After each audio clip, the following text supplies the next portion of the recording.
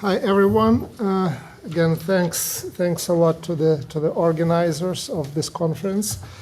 It's a pleasure and honor to be moderator at this panel with two really distinguished presenters.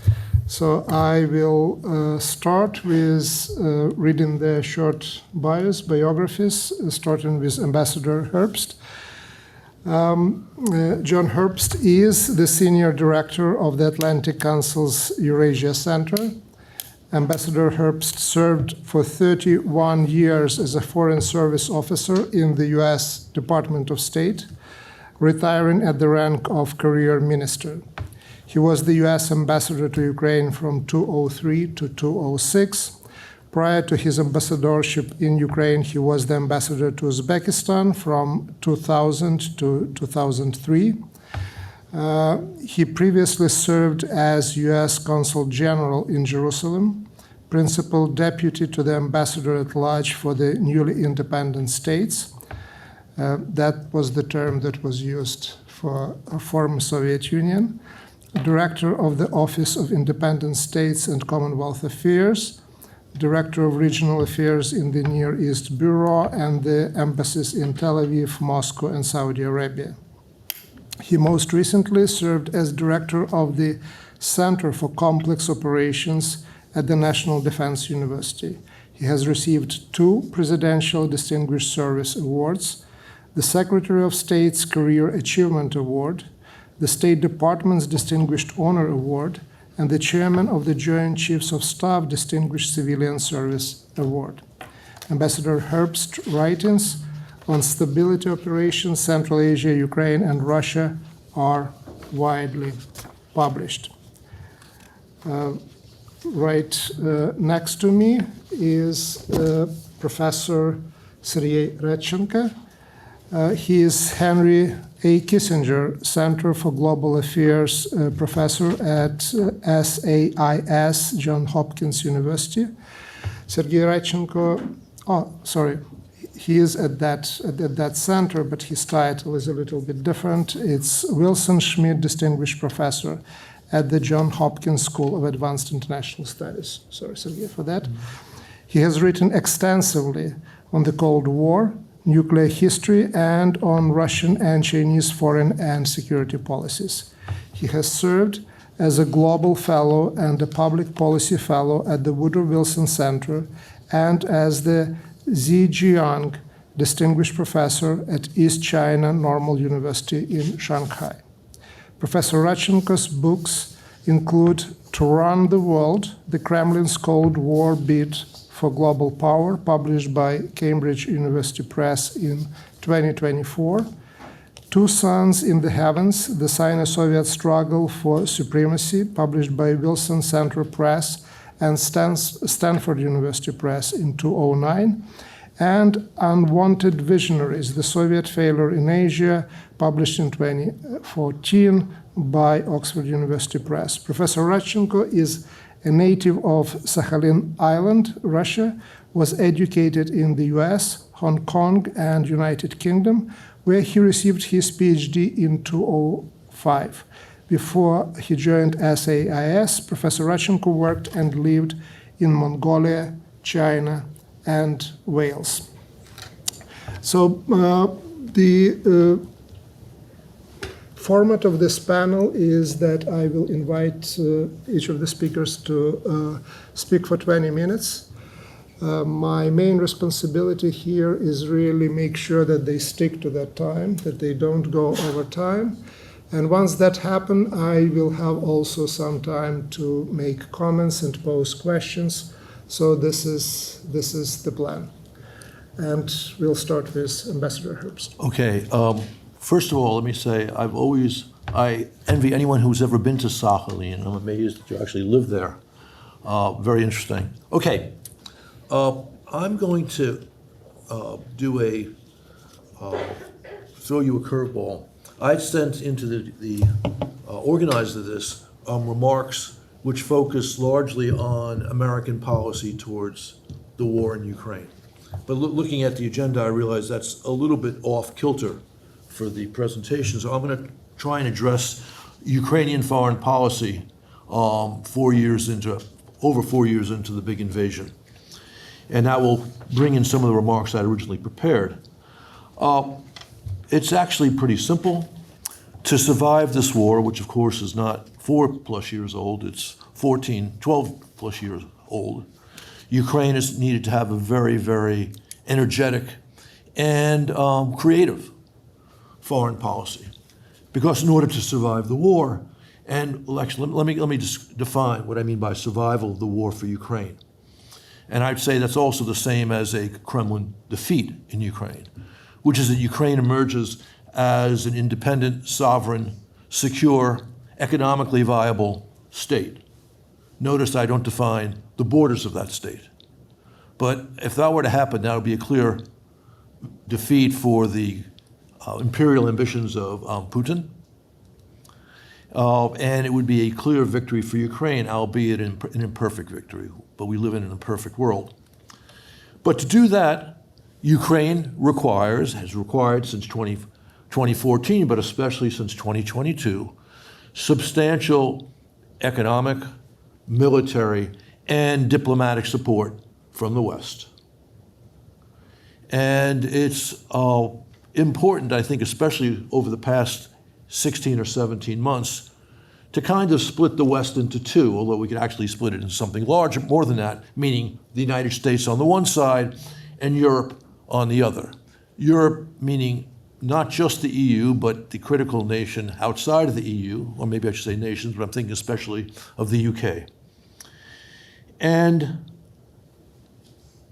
Ukraine needs major military and economic support, right? Before, in the first 2 years, 2+ years of the big invasion, that was substantial financial aid from both Europe and the United States. Now it's only financial aid from Europe. Substantial military support from both Europe and the United States, but especially from the United States. Even under Trump, the military support from the United States remains key, albeit paid for by either Ukraine in the form of debt or Europe. And so they need that. They also need the diplomatic support in terms of isolation of Russia. And you could put this in the diplomatic category, but also can be put in the economic category. They need sanctions on Russia. And finally, the issue that's only emerged over the past several years, which is the frozen Russian state assets. So that's quite a heavy load for the foreign policy of any nation, but one absolutely required by the demands of this war. So let's talk about Ukraine's foreign policy addressing these needs. The policy towards Europe has always been important because Europe provided more than 50% of the total aid going to Ukraine even before Trump became president for a second time. The issue of sanctions on Russia requires an American and a European component. And the frozen Russian assets also have an American and a European, but also a G7 component. And finally, Ukraine wants very much not just to become a member of NATO, and that's complicated for reasons I don't need to explain to this audience, and also to become a member of the EU. And you have basically an open door for Ukraine to join the EU, but Ukraine needs to go through the stringent reforms that Paul talked about a little bit in his presentation. And this is a separate but very important category. So that's the gamut of the diplomacy that Ukraine must conduct. And as someone who was a career diplomat, 31 years, I'd have to say Zelensky has done a pretty good job managing these terrific burdens. Not a perfect job, but a very good job. And he's done that under enormous pressure, pressure which was there under Biden, but far more so under Trump. So let's talk about the U.S.-Ukraine relationship and Zelensky's approach to it.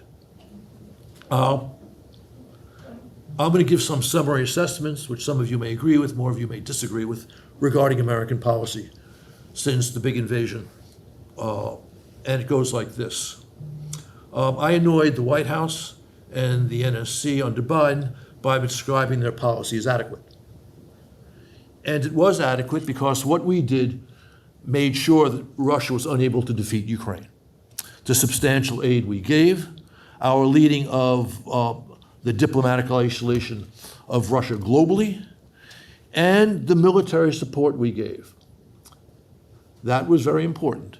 And Biden kind of understood, but since I only have about 17 minutes left, I won't go into it, that in fact, our policy was critical to American interests because Putin's designs on Ukraine are not limited to Ukraine. It's part of his imperial project of reestablishing his sway across the length and breadth of the former Soviet Union, and to a certain extent, at least on security matters, the former Soviet Empire, including the Warsaw Pact. But Biden never pursued a policy energetically and wisely to achieve his objective of preventing a Russian victory. And that's because he was intimidated by Putin's nuclear threats. And that's kind of inexcusable given his 40-plus years of serious foreign policy experience. Completely understandable for the young kids running his foreign and national security policy. So I don't need to rehearse for you the multiple occasions in which Ukraine asked for weapons which could have made a difference on the battlefield, and the White House dawdled. And how when we finally came through, there were serious advantages to Ukraine that ensued, especially when we finally gave HIMARS in June of 2022, and how that was critical to the major Ukrainian counteroffensive of that summer and fall. The same, and by the way, the phrase I used when they were in power, because I didn't want to annoy them too much, was timidity to describe their policy. And that same timidity and absence of determination and energy was evident as well, although less so, on sanctions and on the frozen Russian assets issue. Biden dawdled on the frozen assets, certainly in 23, through the first 4 or 5 months in 24. And finally, Dalip Singh, encouraged by, you might say, Philip Zelikow, Bob Zoellick, and Larry Summers, finally got involved in this in a serious way, and you got the $50 billion loan based upon collateral of the frozen assets, but only at the tail end of the Biden administration. But Zelensky's diplomacy was very useful and very smart in the Biden era, because he knew he had to needle Biden to get what he wanted. And he's pretty effective at needling, as something even Putin has discovered. That at moments, I don't want to overstate this, especially in light of what's happened since Trump returned to the Oval Office, at moments that led to real tension in the relationship, and the White House was mad at Zelensky every other week. But without that, American necessary steps for our own national interests would have come even slower than they did.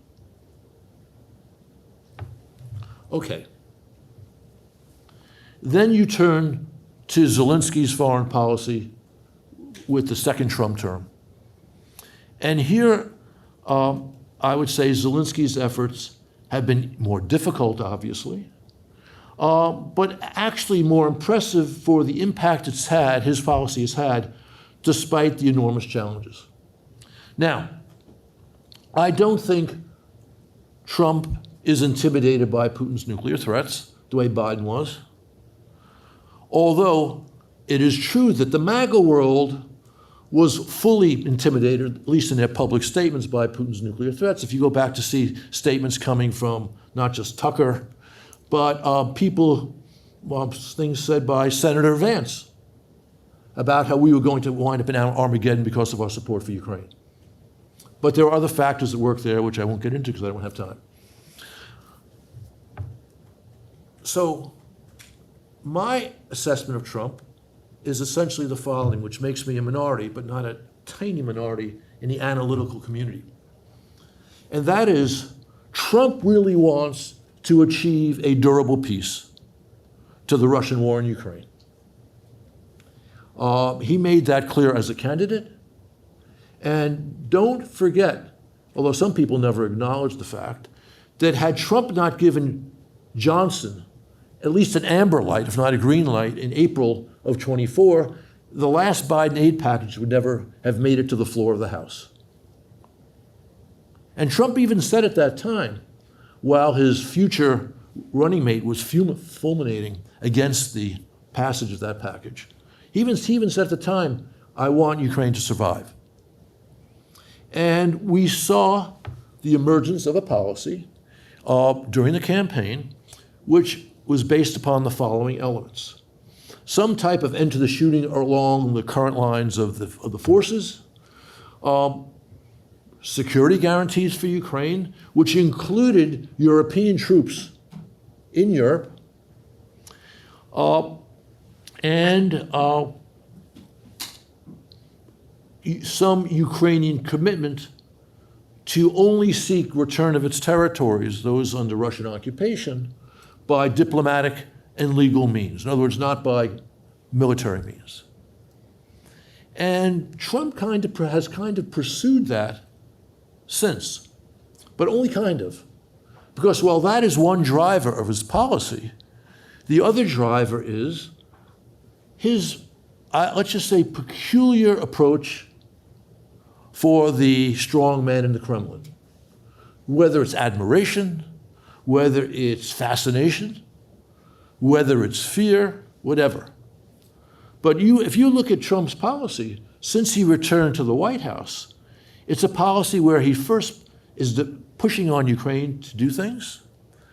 Ukraine basically says yes after the disastrous meeting in the Oval Office, which was the biggest mistake Zelensky made vis-a-vis the United States in the Trump term, the new Trump term. But he adjusted quickly after that. And Zelensky and the Ukrainians have basically said yes to everything we put on the table. And the Russians have offered nothing officially, albeit they do whisper sweet nothings in Witkoff's ear, which sometimes are taken as a change in Russian position, but without any clear evidence for that notion. Zelensky understood, it took him 3 days after the February 28 meeting in the Oval Office last year, that he had to kowtow to Trump. But he understood it, and he began to do that. And that was smart, if not necessarily dignified, something which we all understand vis-a-vis the NATO Secretary General. But something interesting has happened in the past 2 months. There's a new swagger in Zelensky's international presence and a new confidence which we see both in his relations with Europe, but especially in his relations with the United States. I've said several times in the last few days, and been contradicted, that Zelensky is almost challenging American policy directly. And I've been challenged, saying, no, he's actually challenging American policy directly with statements he's been making about the state of the negotiations, as well as regarding Ukraine's impressive arms industry, which is proving to be important not just in Europe, but also in the Middle East. And he's basically gotten away with it. I'm sorry I'm jumping back and forth, but these things relate together. The negotiations have roughly come down at the present time. I'm sorry, how much time do I have? You're doing pretty good. You have 5 minutes. Oh, okay. 2 minutes. Well, something between 2 and 5. Okay. They've come down to the Russian demand for Western Donbass, which their armed forces have been unable to take in 4+ years of military operations. Heavily fortified, right? The belt of the fortress cities on higher grounds above the lower grounds to the west, all the way to the Dnipro River and to Kiev and Chernihiv and all sorts of other cities that the Russian armies have been unable to take. Be exceptionally foolish for Ukraine to give that up, and actually foolish for the United States to advocate for that, since in order to persuade Ukraine to do this, we are talking about serious American security guarantees, right? One of the two issues which greatly annoyed Trump in the Oval Office on February 28 of last year. And Zelensky was pushing back against that after having said yes to virtually every American proposal ever since the negotiations began in Saudi Arabia in March of last year. But in his period of new swagger, he's been saying no publicly. And that's very interesting. And he's basically gotten away with it. And he can do this, I think, I don't know for sure, because it would be hard for Trump to truly put the hammer on Zelensky on this issue, especially since he's been quite reluctant to put the hammer on Putin's head. And since I only have 2 minutes, I can't go into detail on that. But this could change, but I don't think it's gonna. And given the problems, which Mike Kaufman will talk about at the next session, that Russia's been experiencing on the battlefield because of Ukraine's very clear advantage on drones now. A disadvantage which I don't think is going away. We've seen, of course, Ukraine pick up some additional territory over the past couple of months, and the casualties on the Russian side have been absolutely horrendous. So Zelensky has managed the diplomacy in a very difficult period. I'd give him an A- for that. Much higher than I'd give any American space statesman, if you want to even use that exalted phrase, over the past 4.5 years. Okay, I'll wrap up here, but just one more point. Iran. Iran has not been the disaster for Ukraine that people have discussed. Yes, there are clear debits for Ukraine in this. Obviously, the focus of attention now being the Middle East. Obviously, the depletion of the American arsenal because of the promiscuous and not very efficient way we've used our weapons. It's been a problem for Ukraine because of, well, the now gone suspension of the sanctions on Russian oil. The fact that oil is a higher price, so Russia gets more revenue. But it has not been a disaster for Ukraine because of the drone deals that Zelensky is reaching with the Gulf Arabs. They have real money, which will enable Ukraine to ramp up production. The triumphal tour he did through the Middle East, not just the Gulf, but also Amman and Damascus. Talk about putting salt in Russian wounds, Damascus. And there's also a peculiar Trump element here because Trump has dissed the Ukrainian drones. Now, we don't need to be said, even though Army Secretary Driscoll bought a bunch of Ukrainian drones to send to the Middle East. And of course, Trump respects the Arabs, especially those who have money. And the fact that they're buying Ukrainian drones demonstrates the value, even to President Trump, if he's unwilling to acknowledge it. So Iran has been, in my judgment, on balance a plus for Ukraine, precisely for this reason. And with that, I think I'm done. Thank you very much. And thank you. Thank you for your thoughtful remarks, and thank you for sticking to time. So, Professor Radchenko. Thank you very much. I'm a historian. It's very difficult for historians to talk about future events.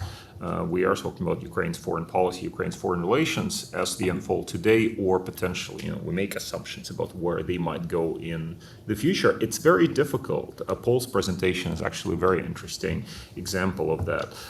We can talk about various developments, whether it's domestic politics, whether it's electoral politics, whether it's laws on historical memory or language, making an assumption that things will remain as they are today. In fact, of course, we don't know how things will develop in the next few months.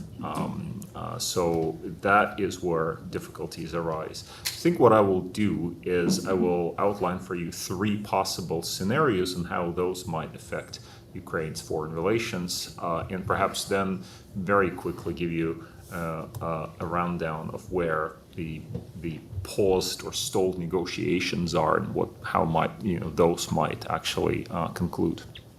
So the 3 scenarios that you're all well aware of are first that Russia is defeated in Ukraine. How likely is that? That's probably not very likely.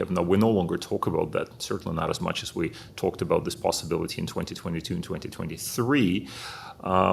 The idea that Ukraine will be restored to its borders of 1991, while this is still a pie in the sky for many in Ukraine, still hoping that sometimes this might happen, is not really being discussed as a practical possibility for the near future. Now, it might happen. How could it happen? It could happen, for example, if we have major political change in Russia. And people in Ukraine who say that we should keep that possibility in mind are not wrong. Remember what happened with the Wagner Rebellion. We had a black swan event that nobody expected, and suddenly all options were once again open. Now, we, of course, have a tendency, by we I mean generally the analytical community in the West, have a tendency to have this wishful thinking with regard to Russia's political instability. Well, the economy is doing so badly. As of late, there have been discussion of that as well in relation to some voices in Russia openly talking about how bad the situation is, certainly in the economic sphere. And that is true, right? That is true. The economy is overheated, inflation is high, interest rates are high, and while the central bank has been trying to bring them down to stimulate sectors other than military production, hasn't been very successful. Putin's popularity rating, as far as we can tell, is also declining, but this is not a major decline. It's not like a major collapse of Putin's rating. So while this is still a possibility, it is an unlikely possibility that Russia will be pushed back to the borders of 1991. But it should be kept out there, because we should be, how many times have we been surprised by events happening in Russia? Just think about the collapse of the Soviet Union. Came unexpected for most people at the end of the 1980s. Second possibility. The second possibility is Ukraine's collapse. Why should that be a possibility? Well, I'll leave that to Michael to really address in great detail. I'm sure he will not see it as a very likely possibility. But of course, wars of attrition can only last that long, and you could potentially have something that will change on the battlefield. The Russians have certainly been hoping for that and have developed their missile and drone production over the last few months. We have seen the impact of that on Ukraine's energy infrastructure of this winter. Where that infrastructure has been strained to an incredible degree. If another winter like that comes along, we can talk, of course, about Ukraine's resilience, and rightly so, but the resilience and the bravery of the Ukrainian people, but that does not detract from the massive damage that is being done to the daily functioning of the state in Ukraine by those strikes by the Russians against energy infrastructure and the like.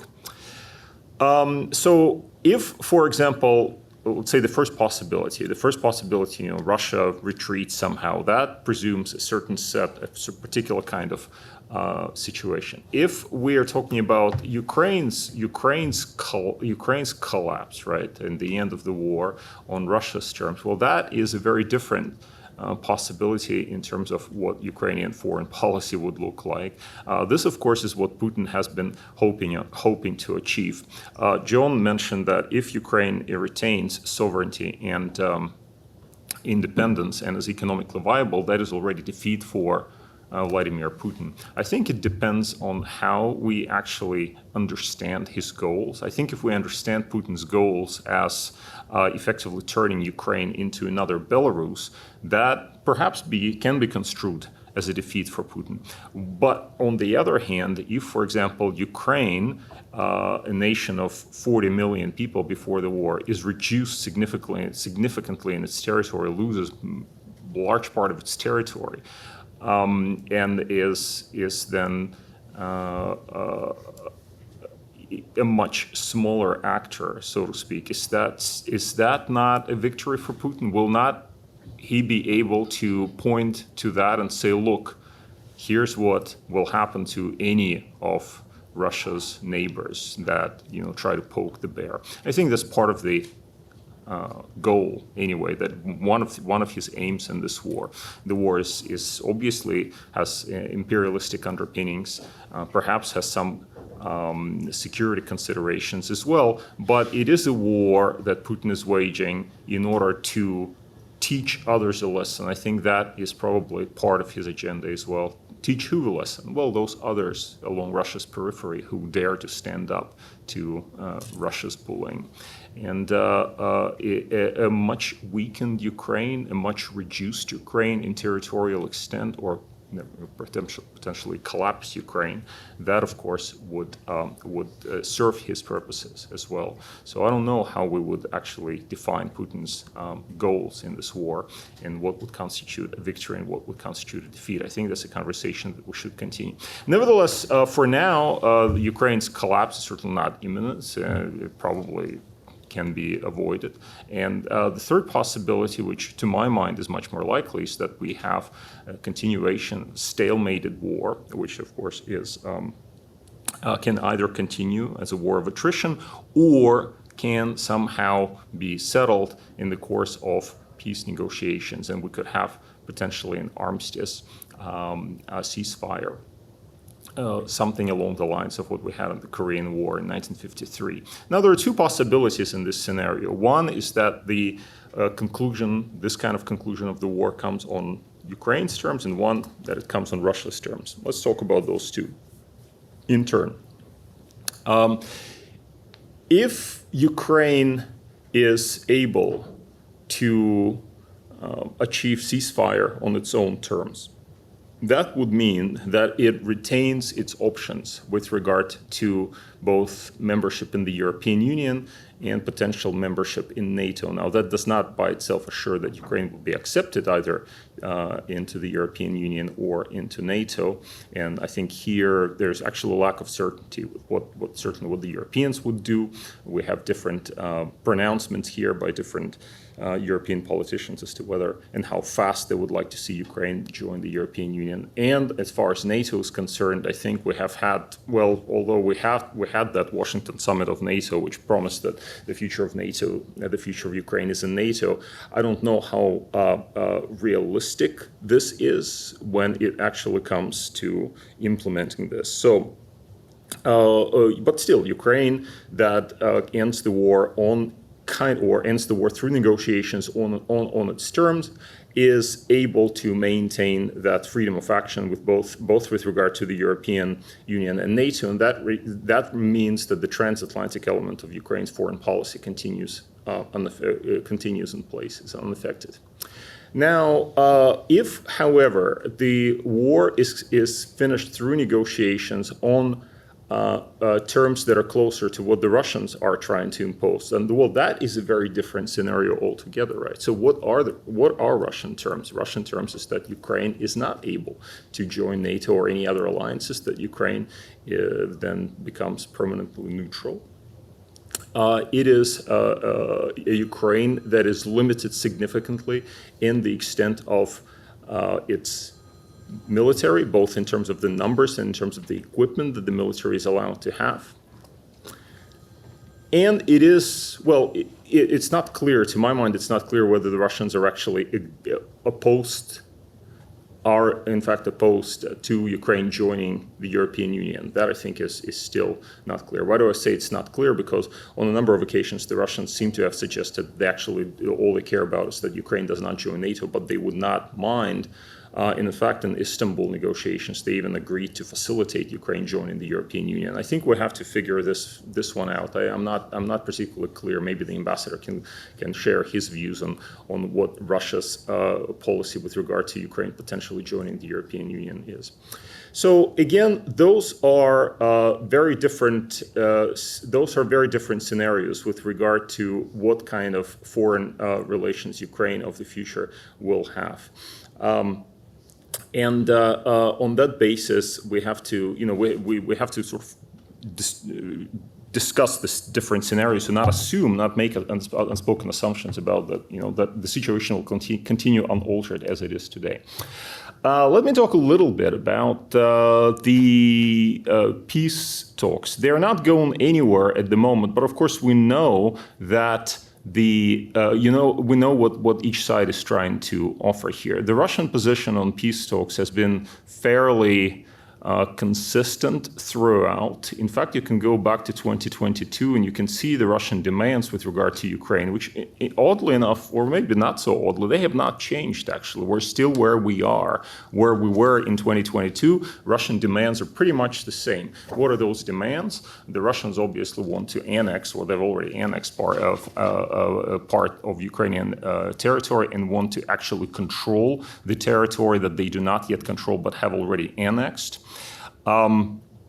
What happens, by the way, if they actually get to control this territory? At the moment, they're putting a lot of pressure on Ukraine to withdraw forces, right, from Donbass. There are two possibilities. I think the Trump administration makes the assumption that if the Russians are able to do that, then they will stop there. We cannot make this assumption, right? We don't know. That's a possibility. It's a possibility. But if I think a lot of Ukrainians would be right to be skeptical about it, they'll say, okay, we'll give them this territory, we'll withdraw, we'll abandon a very well-defended part of Ukraine, let the Russians take over, and then hope that the Russians will stop there. That is not very reliable. But at the moment, this is what the Kremlin demands. They are saying, okay, we agree to have ceasefire, but first you have to withdraw from the territory that we have already formally annexed. By the way, what is behind this? What is behind this demand? Is it that they hope that once they take over this territory, that Zelensky will simply not survive politically? That therefore they would be able to interfere with the political process in Ukraine? And promote some kind of a Yanukovych 2.0 scenario. It seems that this is very far-fetched, and Paul, I think, mentioned why this is far-fetched, right? Because there is no support for Yanukovych 2.0 in Kiev, no matter how hard you look. Is it just simply a ploy? Is it a trick? Are they just hoping to take over this territory for which they're currently paying a considerable price in terms of the blood of their soldiers, in order to then say, okay, then we continue, and then we take over other regions? We don't know, but this is out there. This is the demand that they're making in the peace talks. So they're saying, okay, you withdraw from this territory, and then we can have a ceasefire. How reliable is that? I think the Ukrainians will say 99.999%, we cannot take this for you. We cannot accept this, right? This is ridiculous. We're not going to accept this. That's one set of demands with regard to the territory. We don't know exactly what the Russians want.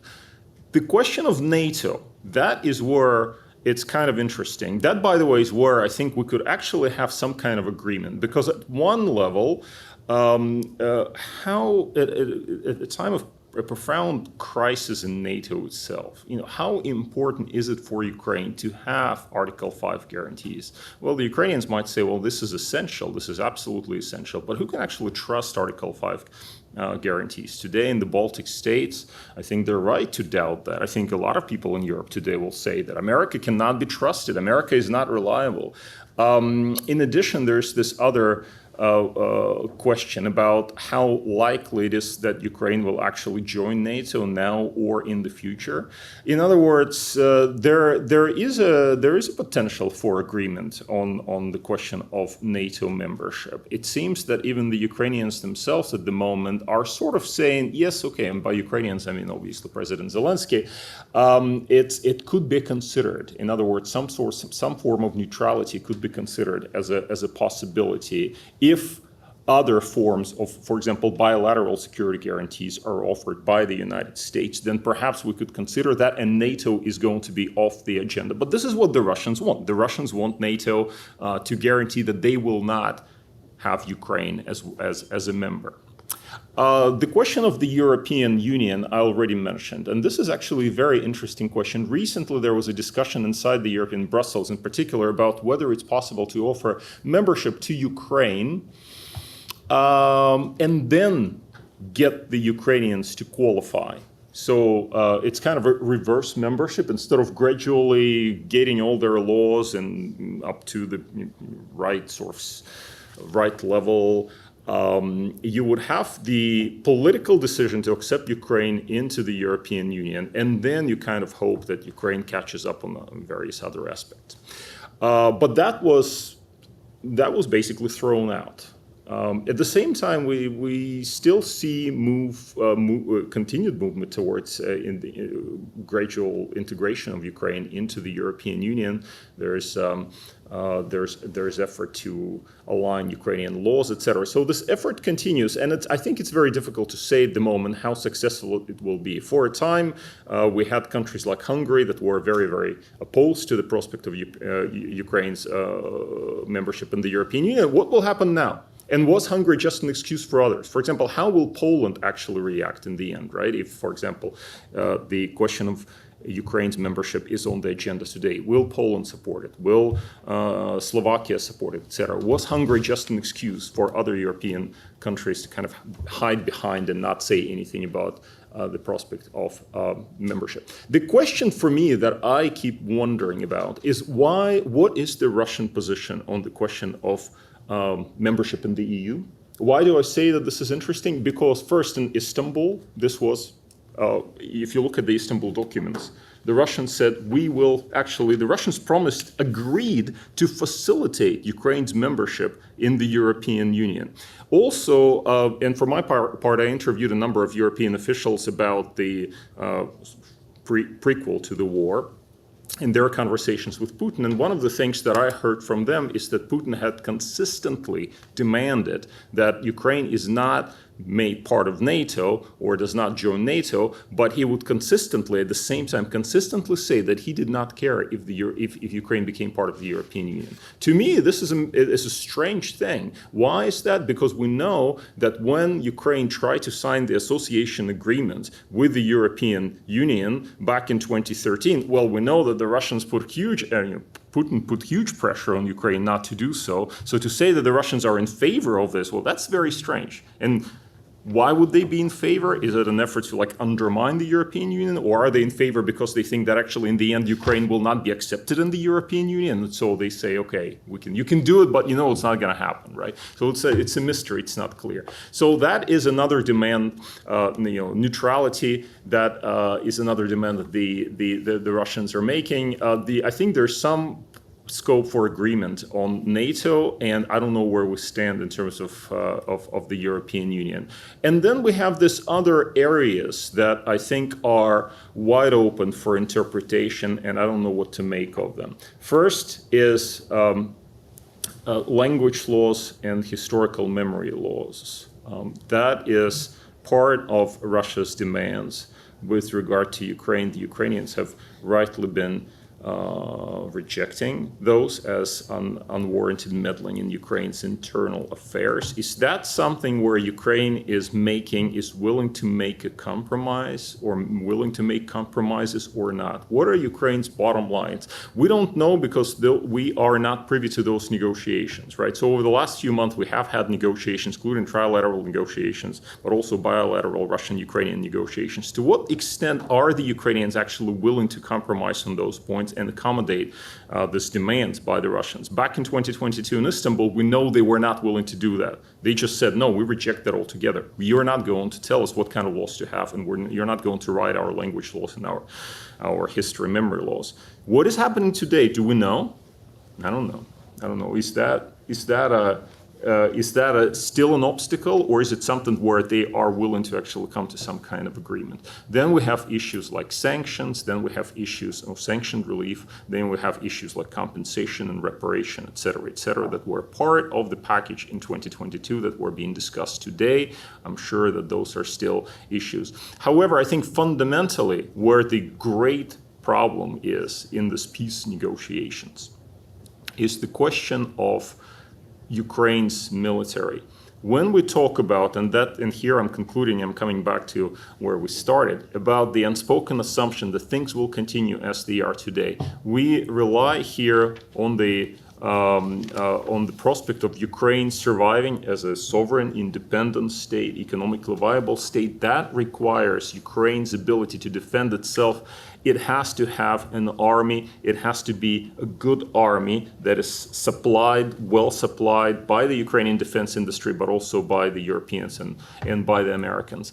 In Istanbul, back in 2022, this was the sticking point of the negotiations, right? That is one of the reasons that those negotiations didn't actually go anywhere, because the Russians were saying, we will not accept that. You have to decrease your army significantly, and you have to limit the types of equipment that Ukraine can be allowed to have. The Ukrainians said, well, we cannot do that. That is the real security guarantee, though, for Ukraine. Who can trust Article 5 today? I don't know if anybody in Europe can trust Article 5. Who can trust the European, the coalition of the willing and, the promise to save Ukraine from future Russian aggression? I would not.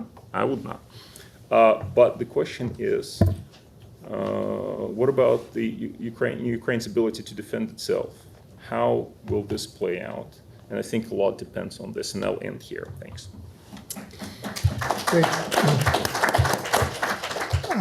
Thank you so much for these comments, really thought-provoking comments, and I will offer my comments on comments. I understand that's the format of our discussion, and maybe I'll start with Ambassador Herbst and then go to Professor Radchenko. I think it's really a very important observation and a good question about the change in President Zelensky's posture toward the United States. And you pointed to a number of factors, and of course what is happening in the Middle East and how Zelensky was able to turn that in the way that is not a complete defeat for Ukraine as it was imagined. But I suggest maybe also another way to look at that, something that is not contradicting or undermining that, but maybe adding to the overall picture. And I would suggest the basically dramatic decrease in the importance of the United States on the international arena in general and in relation to Ukraine in particular. The direct support on which Ukraine relied is not there anymore. So in terms of the weaponry, it is now there, but it is done through the Europeans, which certainly decreases the American importance. The diplomatic support that was there is not there anymore to the degree that it was, and the scene in the White House certainly demonstrates that. The missiles that are being used in the Middle East suggest that Ukraine is not experiencing the disaster right now, but the disaster is coming. Negotiations that the United States initiated actually lead nowhere. This is four, and maybe we can add more reasons of why President of Ukraine should actually care much less about the United States now than he cared 1 year ago. The intelligence is still very important that U.S. is providing. The willingness to sell weapons is still very important. So there are issues that are still important. But there are so many issues that are less important than they were before, and I guess the U.S. policy in the last year really delivers the sort of results that I think were at least postulated about the American withdrawal from the world. So Ukraine is just an example, and I think if you think about the American policy as achieving those goals, this is a great success. If you think about the success of American policy in different terms, then there can be question marks. Now, where that brings me also is that it's not that US is withdrawing and becoming only that and becoming less important for Ukraine. It's the story also that that space is being filled one way or another, either now physically or symbolically by a place called China. We see certainly the number of European leaders, and not only Europeans, Canadian ones, going to China and trying to bring bridges there. China is, as far as I understand, the only major power, and that including also European powers, that is prepared to send peacekeepers in Ukraine. So the question is, with US becoming less important, does it mean that China has to become more important for Ukraine? Does it mean that Ukraine would try, and maybe is already trying building bridges with Beijing? Looking for the sort of security that China potentially can be more effective in providing than the US is doing that. So that's a number of questions that lead me to the big question, to the real question that I want to ask. Should the US really consider that sort of scenario, and should it look at that through that perspective? Or this is purely hypothetical and doesn't deserve any serious consideration on the part of people in Washington who are making these decisions or influence decisions now or potentially can influence in the future. So these are my comments with the question marks at the end. And moving to Professor Radchenko and second presentation, yeah, I think that this is, again, a number of very important issues. And the question of what is defeat, what is victory? My personal belief that if neither Ukraine nor Russia collapses, both countries will declare victory, one way or another. What can pass for victory, of course, it depends on the audience and on the jury who is making the decisions. If the question is, okay, we learned, or we taught them a lesson, that reminded me about the China teaching Vietnam a lesson, but it was a special military operations that had the beginning, the end, and the withdrawal. And that's Chinese way of teaching someone a lesson. If the Russian way teaching a lesson by completely destroying or half destroying the economy, losing the markets in Europe and so on and so forth, the question, of course, will be what sort of a lesson it is. And again, it can be answered in a number of ways. If there is no major crisis in Russia as the result of this war, I think whatever happened, every square meter that was captured would be declared as a victory. And sold and bought as a victory. So I see no problem when people talk about, now less, but in the past talking about being careful that Putin would save his face. I would say actually don't worry about that. He has a number of ways of doing that unless he's in control of media. If he loses control of the media, then all sorts of questions, of course, emerge. But as long as the control is there, I don't think it's a big issue. For Ukraine, what is victory and what is defeat? Generally, Ukraine is in the part of the world where none of the countries that emerged after the disintegration of empires really preserved the borders within it emerged. If that would happen, probably there would be only half of Ukraine today, if every country that emerged after World War I would kept its borders. Ukraine learned to live within actually the borders of 2015, right? So the argument that Ukraine was the country that really trying to revise these borders with military means, I don't think this is holds water at all. So I think for Ukrainians, even despite the loss of the territories, the chances of them declaring victory in terms of preservation of sovereignty would be not much of a problem. But the big question for me in terms of not the declared victory and accepted victory either in Russia or in Ukraine, in Ukrainian case for me, is the question that exactly you raised in terms of being ready for another Russian invasion and army.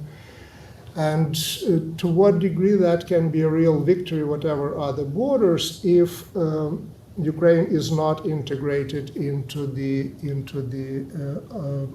European, Euro-Atlantic or China-led security system.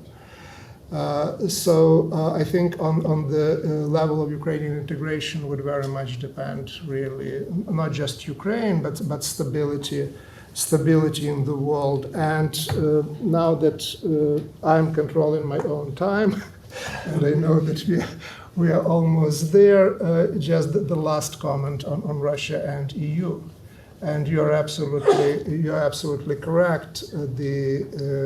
Russia not just opposed the association agreement with European Union. Russia started the war in the Crimea over the issue of association agreement with European Union. And this is not the first time that Putin was saying, okay, we are okay with EU membership. He was saying that a few years before the start of the war. Mm-hmm.